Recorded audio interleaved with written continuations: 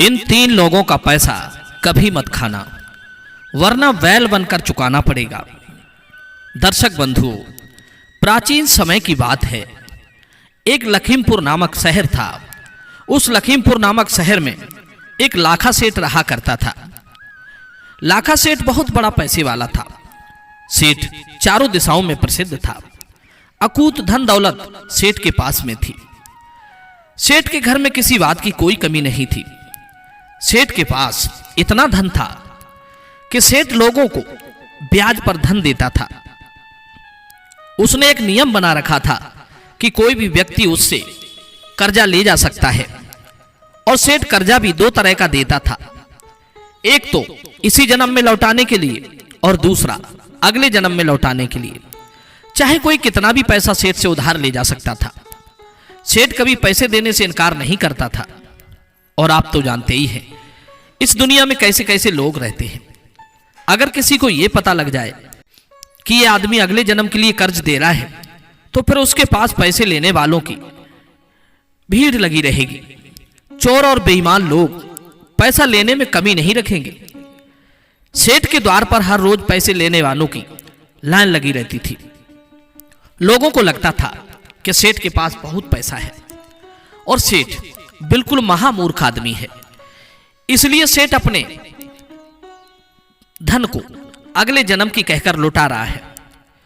कोई ईमानदार स्वभाव का होता तो वो इसी जन्म में लौटाने की बात कहकर सेठ से पैसे उधार ले जाता था, और जो बेईमान लोग होते थे वे अगले जन्म की कहकर सेठ से पैसे उधार लेते थे। उनको लगता था सेठ महामूर्ख है, लोग इस जन्म में भी पैसे लौटाने की नहीं सोचते हैं, अगले जन्म में भला कौन इसे देने आएगा। ये तो पागल है जो अगले जन्म की आस लगाए बैठा है। अब तो मित्रों, अगर किसी को किसी चीज की आवश्यकता पड़ती थी तो वो फौरन सेठ के दरवाजे पर पहुंच जाता था। और सेठ भी बड़ा उदार हृदय का था। उसने 2-4 मुनीम अपने पास इसी कार्य के लिए बैठा रखे थे कि जो कोई भी पैसे लेने आए उसे पैसे दिए जाएं। कोई भी उसके दरवाजे से निराश नहीं जाना चाहिए। मुनीम कर्ज लेने वाले की मांग के अनुसार उसे पैसे दे देते थे। कर्ज लेने वाले से सेठ एक ही बात पूछता था कि ये पैसा इसी जन्म में चुकाओगे या अगले जन्म में।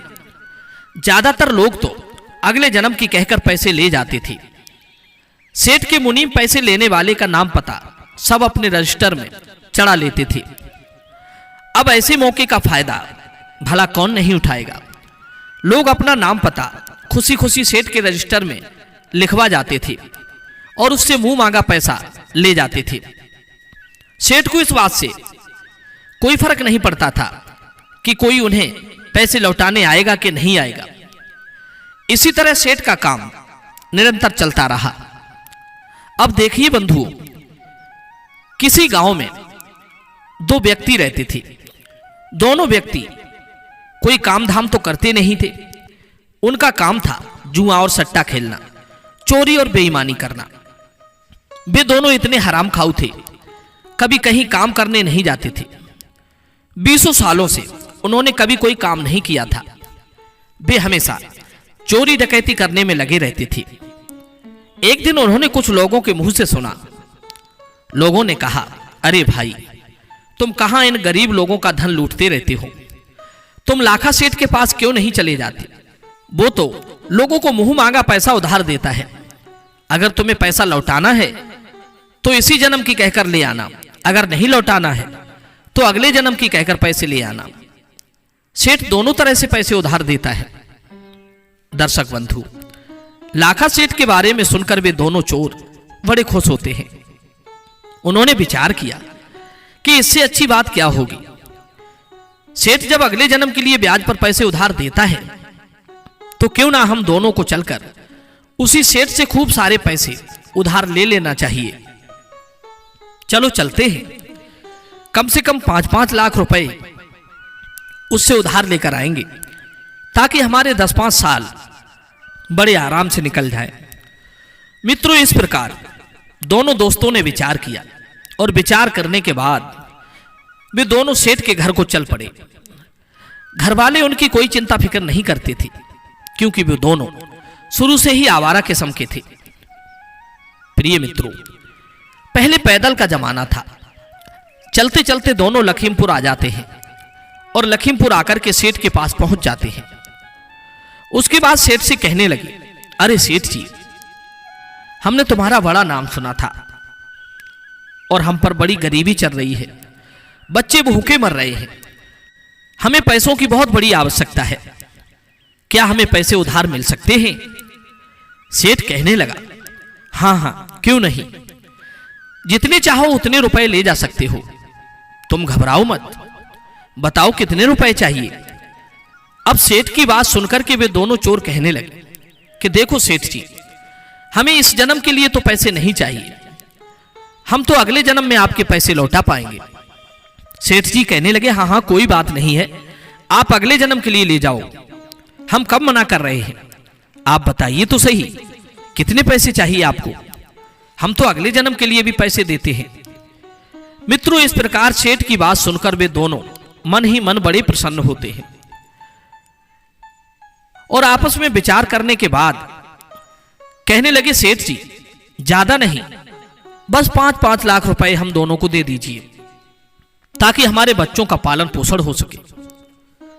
दोनों चोरों की बात सुनकर सेठ जी अपने मुनीम से कहने लगे कि मुनीम जी, इन दोनों को 5-5 लाख रुपए दे दीजिए।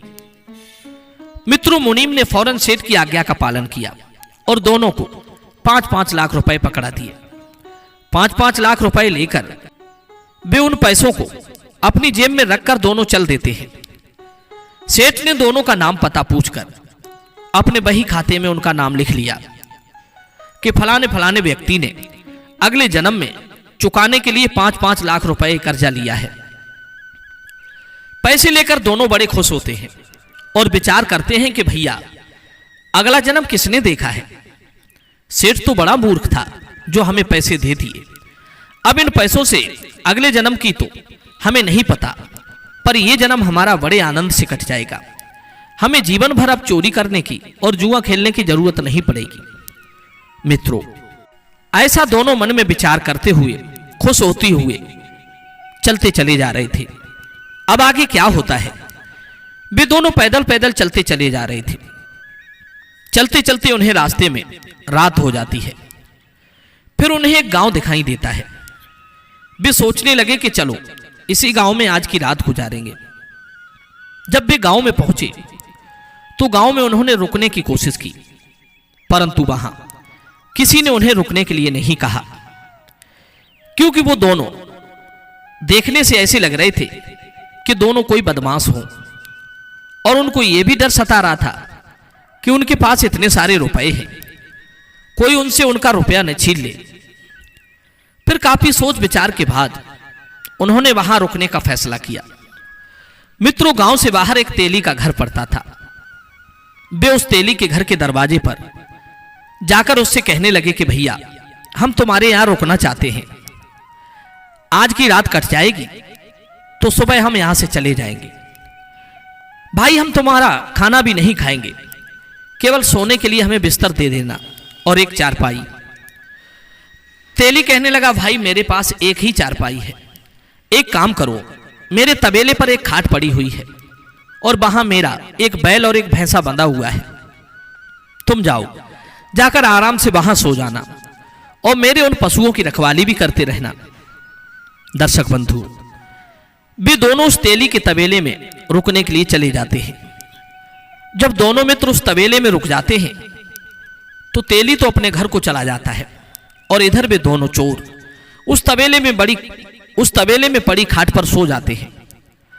परंतु दोनों को नींद नहीं आ रही थी, क्योंकि दोनों के पास काफी पैसे थे और उन्हें डर लग रहा था कि कोई उनसे उनके पैसे छीन न ले जाए। इसलिए दोनों जागते हुए आपस में बातें कर रहे थे। इस प्रकार मित्रों, रात्रि के 12 बज जाते हैं।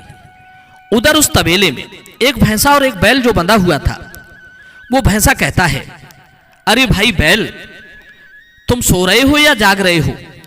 देखो मेरी बात ध्यान से सुनो, मेरा और तुम्हारा बस आज रात तक का ही संग है, कल सुबह मैं तुम्हें छोड़कर चला जाऊंगा। बैल बोला, क्या कह रहे हो, तुम हमें छोड़कर चले जाओगे? क्यों चले जाओगे? तब वो भैंसा कहता है, देखो भैया, मैंने पहले इस तेली से कर्जा लिया था और उस कर्जे को मैं चुका नहीं पाया, तो देखिए मुझे तेली के यहां भैंसा बनना पड़ा और इसने आज मेरी कोड़े मार मार कर यह हालत बना दी है। मुझसे एक एक पैसे की वसूली ब्याज सहित की है। मैंने इससे इतना कर्जा लिया था, उसका 1000 गुना पैसा इसने मुझसे वसूल किया है और अब मेरा जो कर्ज था वो बिल्कुल चुक गया है। मैं अब इस तेली के ऋण से मुक्त हो गया हूं और प्रातःकाल मैं तेली के घर एक सानी चारा खाऊंगा और चारा खाने के बाद मैं यहां से चला जाऊंगा। उसके बाद मैं ये शरीर छोड़ दूंगा। हे बैल भैया, हमारा साथ बस इतना ही लिखा था।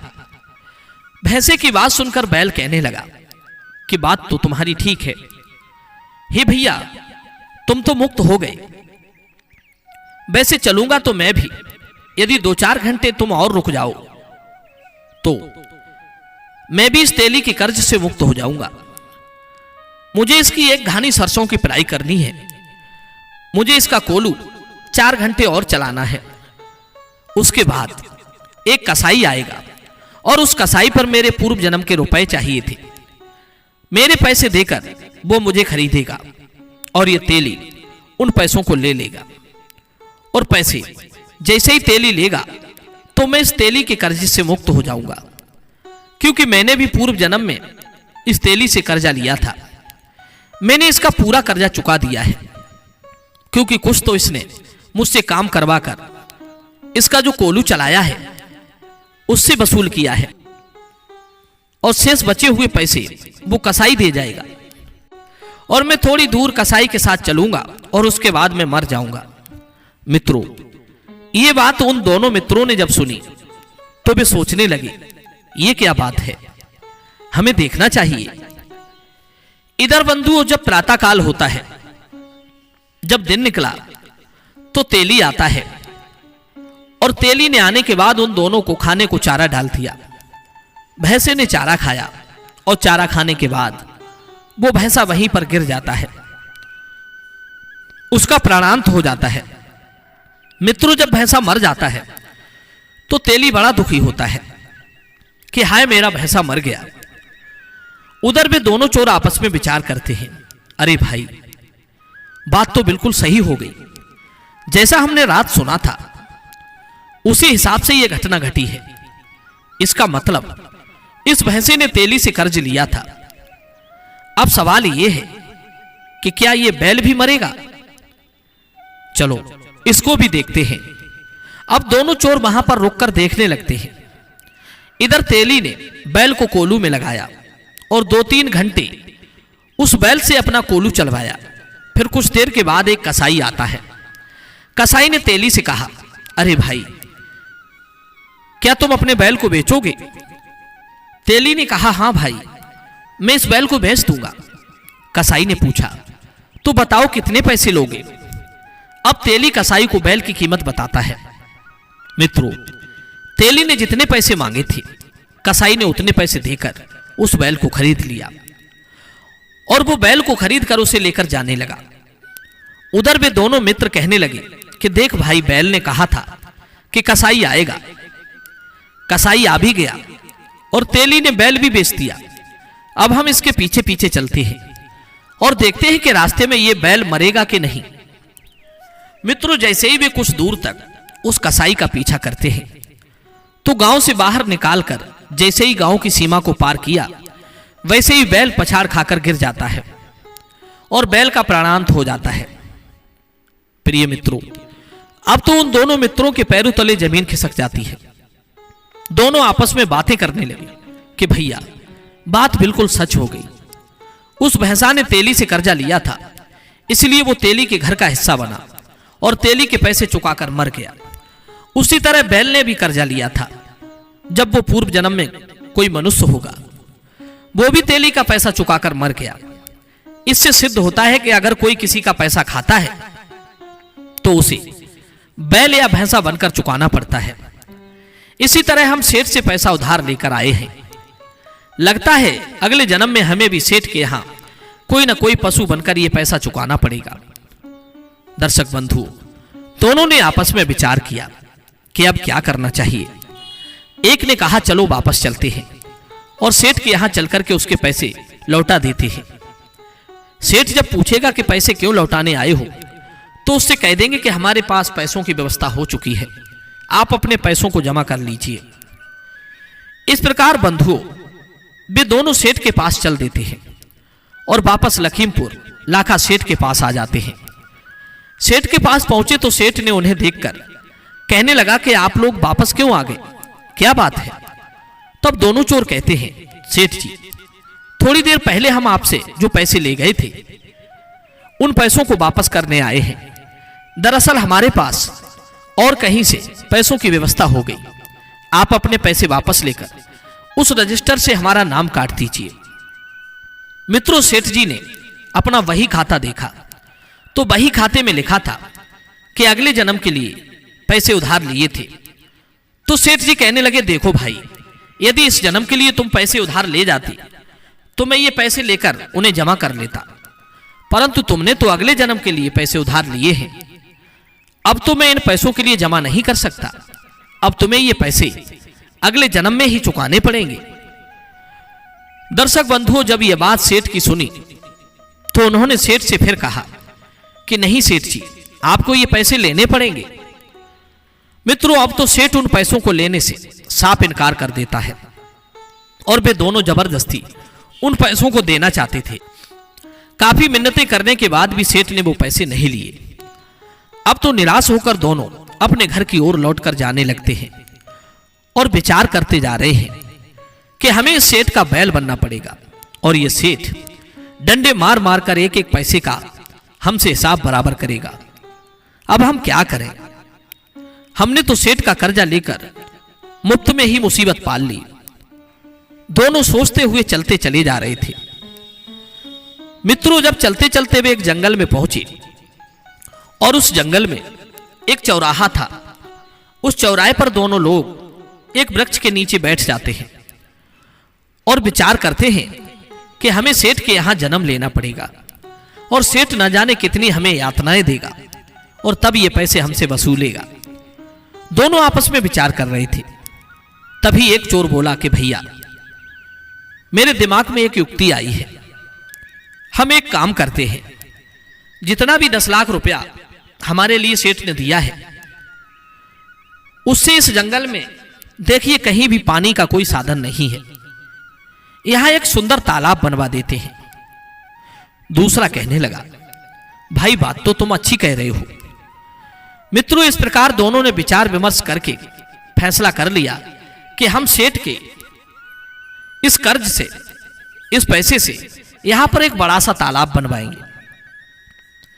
फिर क्या था, उन्होंने पड़ोस के गांवों से मजदूर बुलवा लिए और वहां एक तालाब की खुदाई शुरू करवा दी। कुछ ही समय में उन्होंने एक बहुत सुंदर तालाब का निर्माण करवा दिया। तालाब के चारों ओर हरे भरे पेड़ पौधे लगवा दिए, चारों तरफ सुंदर सुंदर सीढ़ियां बना दी। तालाब नीचे से पक्का करवा दिया और चारों ओर से उसे सपाट रखा। उस तालाब के पास एक अपने लिए रहने को कोठरी बनवा ली, अर्थात वहां एक कमरे का निर्माण करवा लिया। अब क्या था, वे दोनों उसी तालाब के किनारे उसी कमरे में रहने लगे। मित्रों, सेठ के यहां से जितने पैसा वो लेकर आए थे सारा पैसा उन्होंने उस तालाब में लगवा दिया। दर्शक बंधु, अब कुछ दिन के बाद जब वर्षा ऋतु आती है तो चौराहा तो वहां पर था ही। होता क्या है कि बरसात का पानी चारों तरफ से आता है और वो तालाब पानी से लबालब भर जाता है। कुछ समय बाद तालाब में जो गंदगी आई थी, वर्षा ऋतु के पानी के साथ वो गंदगी धीरे धीरे बैठ जाती है और तालाब में बिल्कुल स्वच्छ पानी हो जाता है। धीरे धीरे उस तालाब का पता इधर उधर के गांव के लोगों को पड़ा तो वे लोग अपने पशुओं को उसमें पानी पिलाने के लिए लाने लगे। परंतु वो दोनों चोर जिन्होंने तालाब बनवाया था एक लाठी लेकर के उस तालाब की सुरक्षा करने लगे और जो भी कोई पानी पिलाने आता था उसे दूर से ही भगा देते थे कि भाई साहब, इस तालाब में पानी पीना और पिलाना सख्त मना है। ये हमारे सेठ जी का आदेश है। मित्रों, उन्होंने तालाब के किनारे एक बड़ा सा बोर्ड लगा रखा था और उस बोर्ड पर तालाब के मालिक के रूप में उसी लाखा सेठ का नाम लिखवा दिया था, क्योंकि वो उसी सेठ के पैसों से ही तो तालाब बनवाया था। श्रोताओं, अब तो इसकी सूचना आसपास के गांव में फैल जाती है कि एक इतना सुंदर तालाब सेठ ने जंगल में बनवाया है और उसमें बहुत सुंदर पानी है, परंतु उस पर 2 पहरेदार रहते हैं। वे दोनों पानी नहीं पीने देते हैं। जो भी व्यक्ति आता है, जो भी पशु आते हैं, वे उन्हें पानी पीने से पहले ही भगा देते हैं। गांव वालों ने मन में विचार किया कि ऐसा करते हैं, इनके पास 10-20 व्यक्ति मिलकर चलते हैं कि वे हमें पानी क्यों नहीं पीने दे रहे। हमारे पशु अगर इसमें पानी पी लेंगे तो क्या बिगड़ जाएगा। अगर किसी को पानी नहीं पीने देना है तो फिर यह तालाब ही क्यों बनवाया। अब तो मित्रों 10-20 आदमी अड़ोस पड़ोस के गांव से मिलकर उन दोनों के पास आते हैं और कहने लगे कि भाइयों, एक बात बताओ, तुमने इतना सुंदर तालाब बनवाया है, इसमें आपने 10-20 लाख रुपए की लागत लगाई है, फिर भी आप इसमें पानी क्यों नहीं पीने देते हो।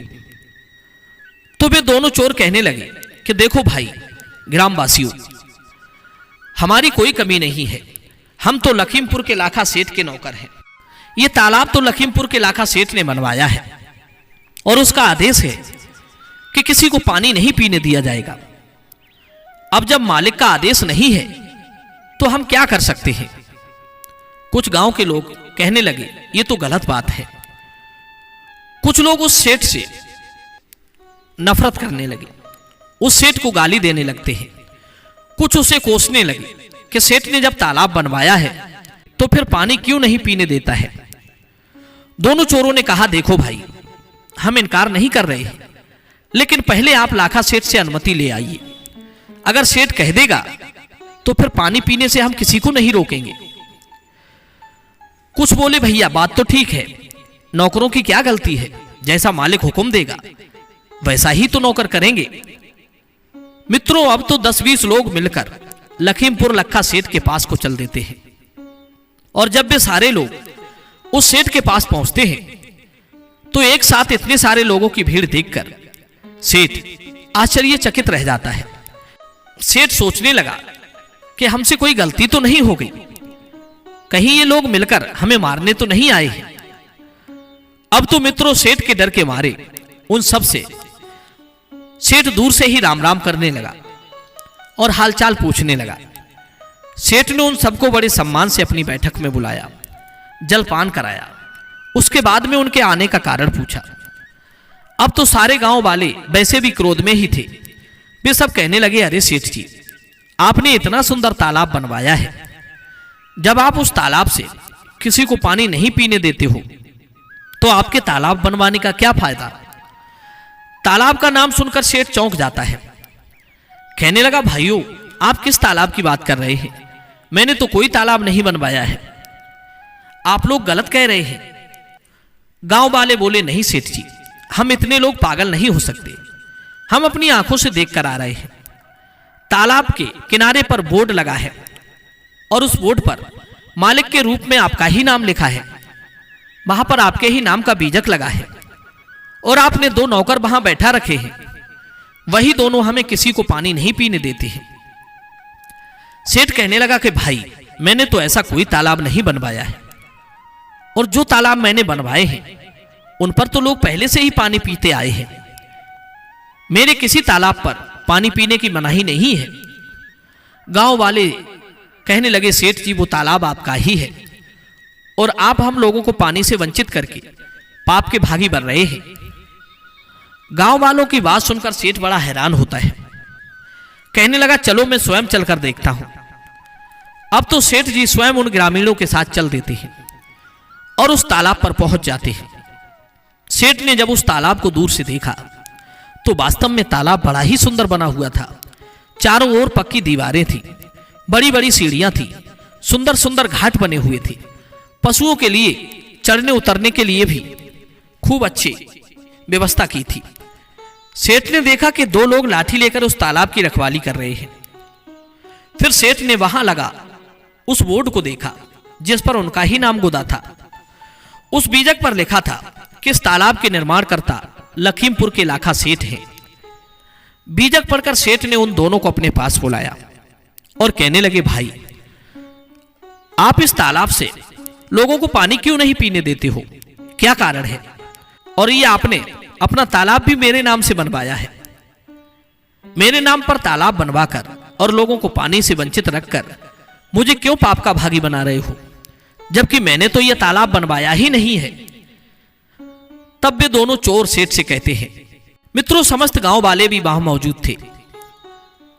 वे कहने लगे, सेठ जी, हम आपसे 10 लाख रुपए अगले जन्म की कहकर उधार लेकर आए थे, परंतु वे रुपए हम घर लेकर नहीं पहुंचे, उससे पहले ही हमारी व्यवस्था हो गई और हम उन पैसों को आपको वापस देना चाहते थे, लेकिन आपने तो ये कहते हुए मना कर दिया कि अगले जन्म के पैसों को मैं वापस नहीं लेता, वो तो अगले जन्म में ही देने पड़ेंगे। लेकिन सेठ जी, हम उन पैसों को इसी जन्म में देना चाहते हैं और आपने उन पैसों को लेने से इनकार कर दिया। अब बताओ हम क्या करें? इसलिए हमारे मन में विचार आया, हमने उन पैसों से यह तालाब बनवा दिया। पैसे तो आपके ही थे, इसलिए हमने आपका नाम लिखवा दिया। अब हम पानी नहीं पीने देंगे जब तक आप उन पैसों को माफ नहीं करोगे और अपने रजिस्टर से हम दोनों का नाम नहीं काटोगे। तब तक सारे लोग आपको ही कोसेंगे, हजारों लोगों की बद्दुआएं आपको मिलेंगी, क्योंकि पैसे आपके थे। यदि आप हमारे उन पैसों को जमा कर देते हो तो हमें कोई हर्ज नहीं है, चाहे जो आकर पानी पिए। यदि आपने पैसे जमा नहीं किए तो फिर हम किसी को पानी की छोड़ो, हम किसे इस तालाब से किसी को हाथ भी नहीं लगाने देंगे। मित्रों, यह सुनकर सेठ भी बड़ा चकित होता है कि इन दोनों ने बड़े दिमाग से काम लिया है। गांव वाले कहने लगे कि ये दोनों बहुत अच्छे आदमी हैं, देखो इन्होंने कितना सुंदर तालाब बनवाया है। सेठ जी, आप इनका कर्ज माफ कर दो। सेठ जी कहने लगे, देखो भाई, मैं अगले जन्म के पैसों को तो माफ नहीं करता। तब वे दोनों कहने लगे कि कोई बात नहीं, मत करो माफ, हम किसी को पानी भी नहीं पीने देंगे और इस पाप के भागी जिंदगी भर आप बनोगे। अब आप सोच लो, आपके नाम से कितना अपराध होगा। सेठ की बात समझ में आ जाती है कि मेरे पैसे और मेरे नाम का ये लोग दुरुपयोग करेंगे और मैं नरक भागी बनूंगा। सेठ कहने लगा, कोई बात नहीं है, मैं तुम्हारे पैसों को अभी जाकर जमा करता हूं, परंतु तुम इन गांव वालों को पानी पीने दीजिएगा। न जाने कितने पशु, कितने जानवर, कितने पक्षी पानी पीने के लिए इस तालाब पर आते हैं और तुम उन्हें भगा देते हो। मेरे से तो यह बहुत बड़ा पाप हो रहा है। मित्रों, इस प्रकार सेठ ने उन दोनों के पैसों को जमा कर दिया और रजिस्टर से उनका नाम भी काट दिया। इस प्रकार वे दोनों बहुत प्रसन्न होते हैं और अपने घर चले जाते हैं। उस दिन के बाद उन्होंने कभी किसी की ना तो चोरी की, ना कभी जुआ खेला, ना किसी की बेईमानी की। उनके अंदर ब्रह्म ज्ञान जागृत हो जाता है। दर्शक बंधु, इस कहानी का मूल उद्देश्य यह है कि अगर हम किसी का एक पैसा भी मुफ्त का खाते हैं तो वो हमें किसी न किसी रूप में चुकाना ही पड़ता है। अगर हम किसी के धन की बेईमानी कर लेते हैं तो याद रखना, उस धन को पता नहीं उसने कैसे कमाया था। यदि उसने वो धन अधर्म के रास्ते पर चलकर कमाया होगा तो उस पाप का भागीदार उस धन को खाने वाला बनेगा। मित्रों, बेईमानी का धन खाने वाला दूसरे के पाप भी अपने ऊपर ले लेता है और उस धन को 1000 गुना ज्यादा करके किसी न किसी रूप में उसे चुकाना पड़ता है। यदि आप ये सोचकर बैठ जाएं कि हमें इसका पैसा नहीं देना है, तो मित्रों ये बात निश्चित मान लेना, जिसका पैसा आप खा रहे हो या खाया है, उसके यहां आपको या तो भैंसा बनना पड़ेगा या बैल बनना पड़ेगा। कहने का मतलब, किसी न किसी रूप में उसका वो पैसा चुकाना ही पड़ेगा। परमात्मा की अदालत में कोई गलती नहीं होती, ना तो वहां कोई रिश्वत चलती है, ना किसी की सिफारिश, और वहां कभी कोई गलती भी नहीं होती है। जो अपराधी है, जिसने थोड़ा भी पाप किया है, उसे भी उसके कर्म का दंड मिलेगा, वहां कोई गलती नहीं मिलेगी। इसलिए मित्रों, आपसे निवेदन है कि किसी का एक पैसा भी मत खाना। हो सके तो तुम्हारे पैसे भले ही कोई और खा जाए, आप सिर्फ ईमानदारी से रहिए। यदि आपने किसी के पैसे खाए हैं, नियत खोटी की है, तो श्रोताओं ये पक्का मान लेना कि आपको उसके पैसे चुकाने पड़ेंगे, वो भी ब्याज सहित। पाप का धन साधन तो देता है, पर सुख चैन छीन लेता है, अंदरूनी खुशी नष्ट कर देता है, और एक दिन मूल सहित आदमी का पतन हो जाता है। इन 3 लोगों का पैसा कभी मत खाना, वरना बैल बनकर चुकाना पड़ेगा। नंबर 1, चोरी, बेईमानी और ठगी का पैसा कभी मत खाना। नंबर 2, किसी मंदिर या देव स्थान पर चढ़ा हुआ पैसा कभी मत खाना। नंबर 3, रिश्वत का पैसा कभी मत खाना। मित्रों, जो इन 3 स्थानों का पैसा खाता है उसका सर्वनाश हो जाता है। वे लोग ये सोच रहे होंगे कि हम तो 20 साल से इन तीनों स्थानों का पैसा खा रहे हैं, हमारा तो कुछ बिगड़ा नहीं। तो आप चिंता ना करें, निश्चित रूप से आपका बुरा होगा। इस जन्म में ना हुआ तो अगले जन्म में होगा, लेकिन बुरा जरूर होगा, हिसाब देना ही पड़ेगा। मित्रों, मैं उम्मीद करता हूं इस कहानी से आपने जरूर कुछ सीखा होगा। तो चलिए अपनी कीमती राय कमेंट बॉक्स में भेजिए। मिलते हैं आपसे फिर अगली चर्चा के साथ। आप सभी का बहुत बहुत धन्यवाद। जय श्री कृष्ण।